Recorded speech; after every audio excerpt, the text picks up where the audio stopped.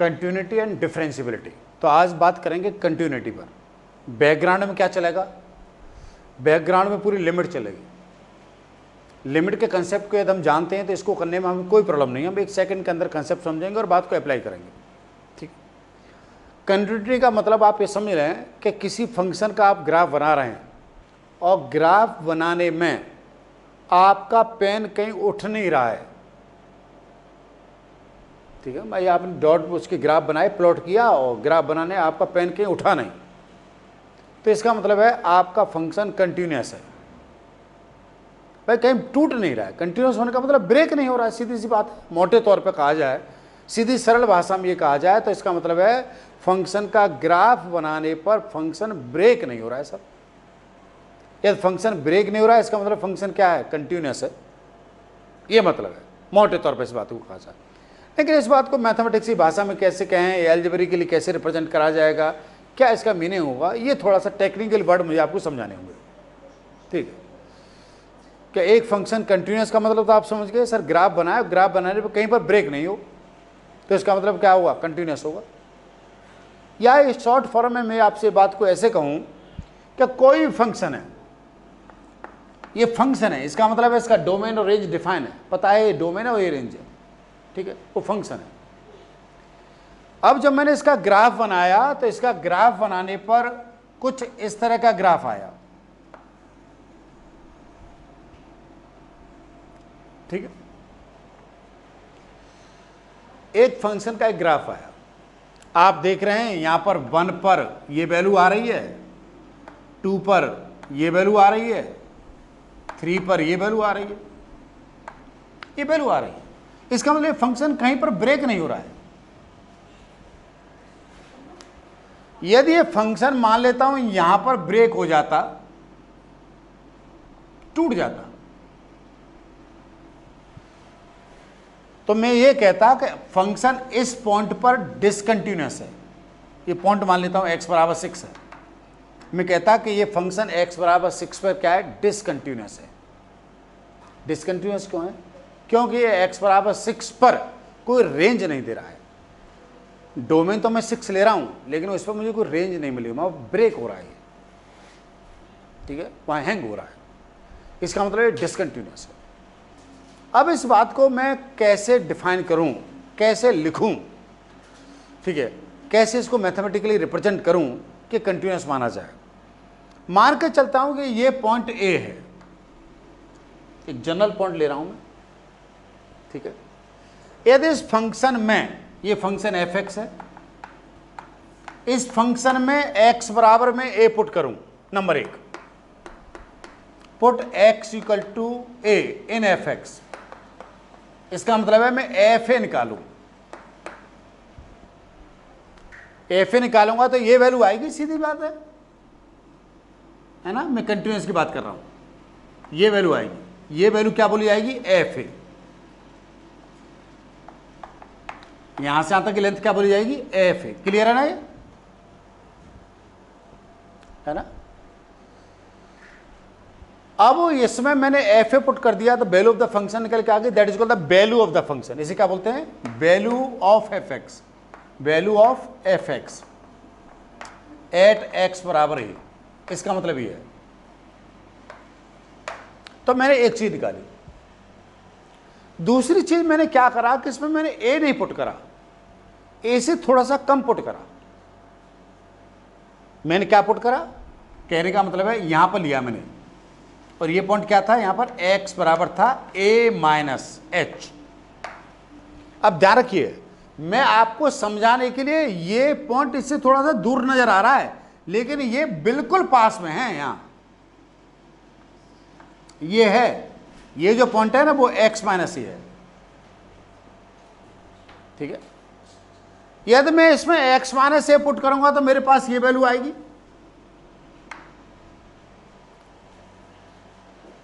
ठीक, या मैं इसको ऐसे कहूं कि इस फंक्शन में मैं x approach to a minus f x निकालूं। क्या निकालूं? इस फंक्शन पर x approach to a minus f x. इसका मतलब क्या है कि मैं x approach to a minus f x निकालूं। a माइनस एच का मतलब क्या होता है? इस फंक्शन में a माइनस एच पुट करके लिमिट निकाला।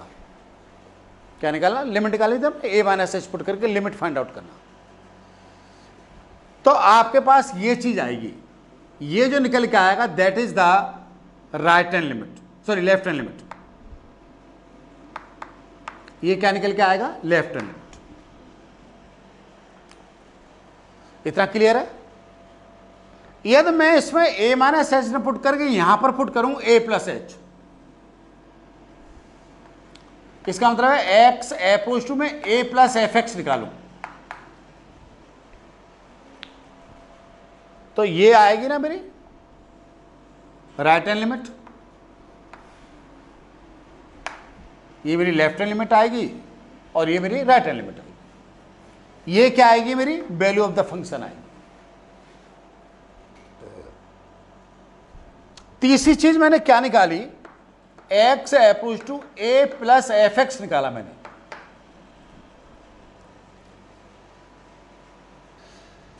तो ये लेफ्ट हैंड लिमिट थी, ये वैल्यू ऑफ द फंक्शन थी, ये राइट हैंड लिमिट थी।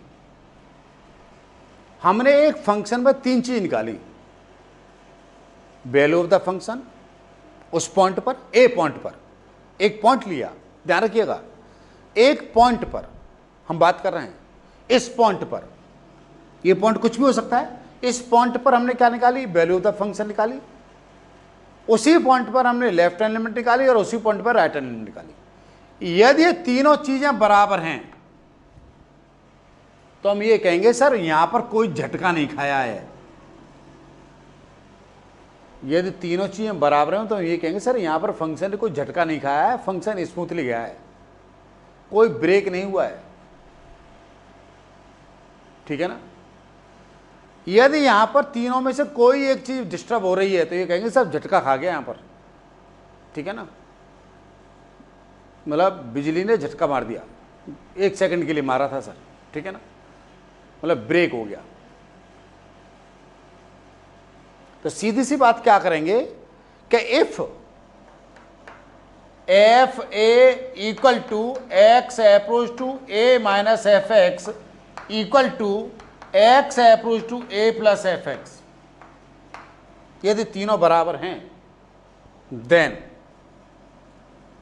F x is a continuous, क्या होगा? At x equal to A.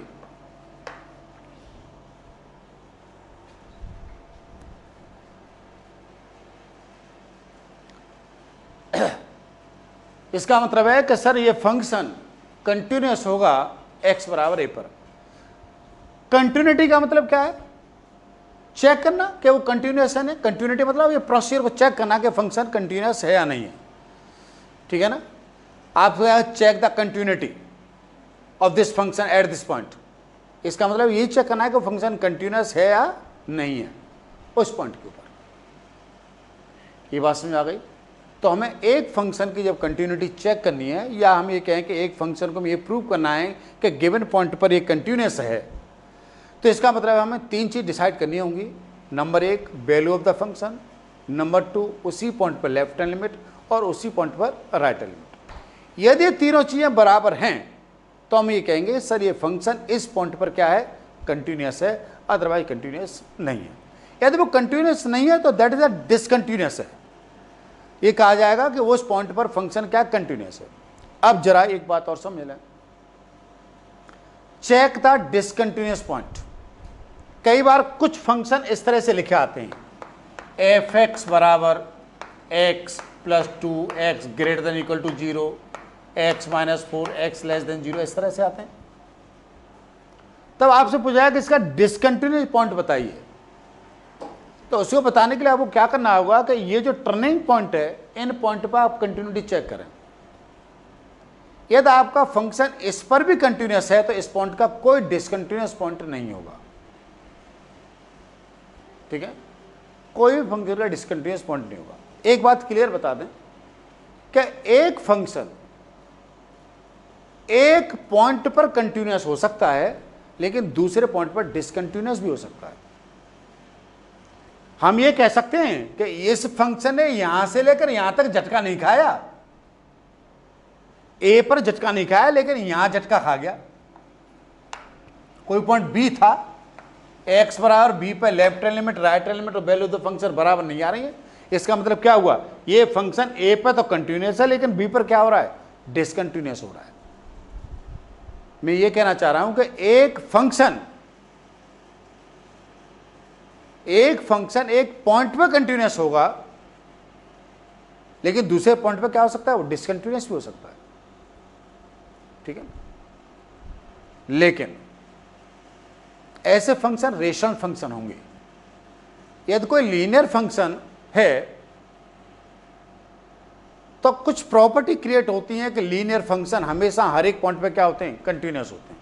Linear function का मतलब क्या है सर आपका, लीनियर इक्वेशन जैसे एफ एक्स बराबर हमने बताए थे, लीनियर फंक्शन डिफाइन किए थे, एफ एक्स बराबर 2x+3 है।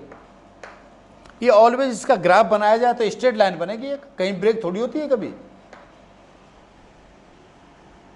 भाई इसका एकदम ग्राफ बनाए तो क्या बनेगा, एक स्ट्रेट लाइन मिलेगी जो कहीं पर ब्रेक नहीं होगी, तो क्या हुआ, कंटिन्यूस होगा।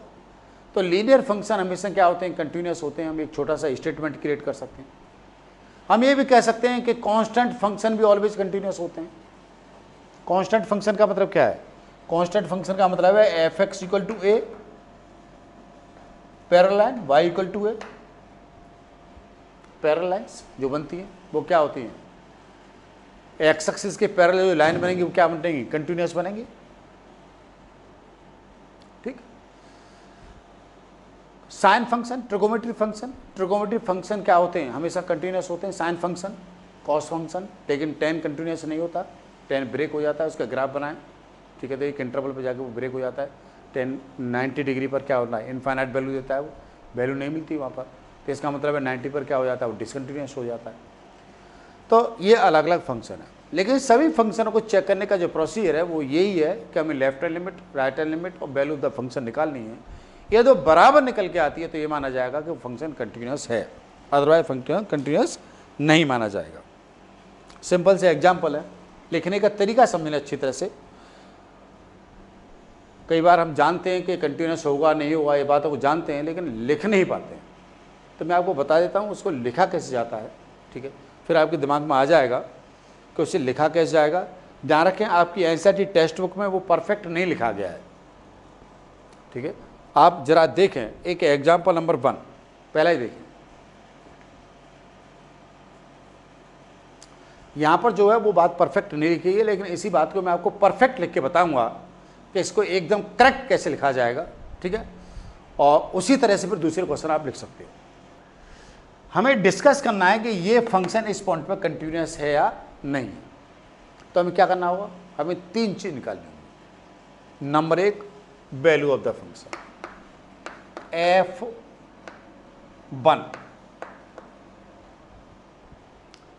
f1, that is the value of the function. कितना आएगा, ये आएगा 2 × 1 + 3, सॉल्व करेंगे तो कितना आएगा, 5। Number 2, x approach to 1 - fx,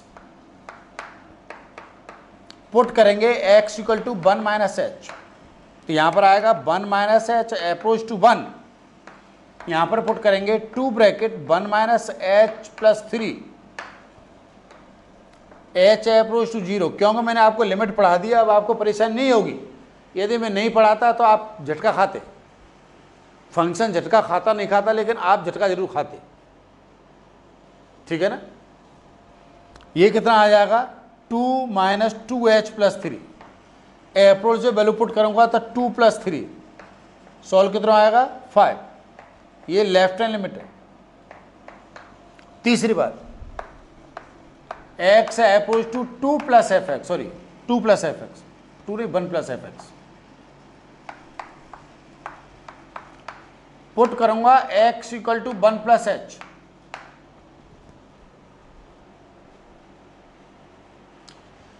यहां पर आएगा 1 + h अप्रोच टू 1, यहां पुट करूंगा 2 ब्रैकेट 1 + h + 3, 1 से 1 कट जाएगा, h approach to 0, 2 + 2h + 3, approach से वैल्यू पुट करूंगा तो 2 + 3, आंसर कितना आएगा, 5। Hence f1 equal to x approach to 1 minus f x equal to x approach to 1 plus f x.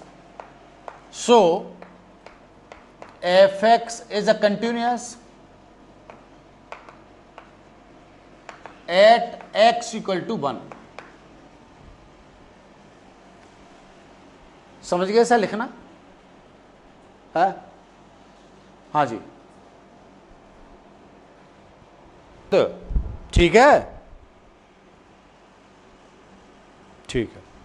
देखो बेटा, दो फंक्शन है एफ एक्स और एक जी एक्स. ये दो अलग अलग फंक्शन है, कैसे भी हो सकते हैं. ये फंक्शन कंटिन्यूअस है, is a continuous. F x is a continuous at x बराबर सी, इज अ कंटिन्यूअस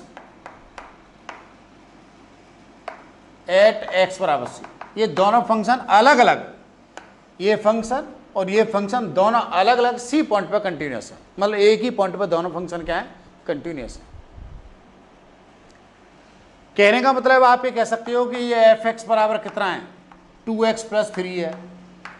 ये कह सकते हो कि जी एक्स बराबर आपके पास साइन एक्स है. ठीक है, ये दोनों फंक्शन कंटिन्यूअस हैं. तो आप ये कह सकते हो कि इन दोनों का sum F X plus G X is a continuous at x बराबर सी होगा. ये दो फंक्शन अलग अलग किसी पॉइंट पर कंटिन्यूअस है, तो उनका सम भी उसी पॉइंट पर क्या होगा? कंटिन्यूअस होगा. कहने का मतलब है एक पी एक्स फंक्शन बन जाएगा क्या? 2x plus 3 plus sine x. यदि इस फंक्शन की भी कंटिन्यूटी चेक करी जाए सी पॉइंट के ऊपर, तो ये भी क्या निकलेगा? कंटिन्यूअस निकलेगा. यदि हमने अलग से चेक करा इस फंक्शन को चेक करा किसी पॉइंट पर कंटिन्यूअस है, उसी पॉइंट पर ये भी कंटिन्यूअस है. ठीक है, दोनों फंक्शन अलग कंटिन्यूअस है. इनका सम भी कंटिन्यूअस होगा, इनका सब्ट्रैक्शन भी कंटिन्यूअस होगा, और इनका मल्टीप्लिकेशन भी कंटिन्यूअस होगा. इनका मल्टीप्लिकेशन भी क्या होगा? कंटिन्यूअस होगा. लेकिन इनका डिवीजन भी कंटिन्यूअस होगा. एफ एक्स अपॉन जी एक्स भी कंटिन्यूअस होगा. लेकिन ध्यान रखने वाली बात है कि जी एक्स जो है जीरो नहीं होना चाहिए उस पॉइंट पर. ठीक है ना, जी सी जो है जीरो नहीं होना चाहिए. तो ये इसकी एक सिंपल अलजेब्रा था. मैं समझता हूँ आप इस एक्सरसाइज को आराम से अभी कर सकते हो. Exercise start with the example 1. Example सारे डिस्कस करिए अभी बैठ के. ठीक है ना, एक बार ट्राई करिए योरसेल्फ. नहीं आएंगे तब दिमाग में बात कुछ मैं बताऊंगा तो ज़्यादा अच्छा रहेगी. बिना करे कुछ बता दूंगा तो फिर बात समझ में आएगी नहीं. Try to yourself.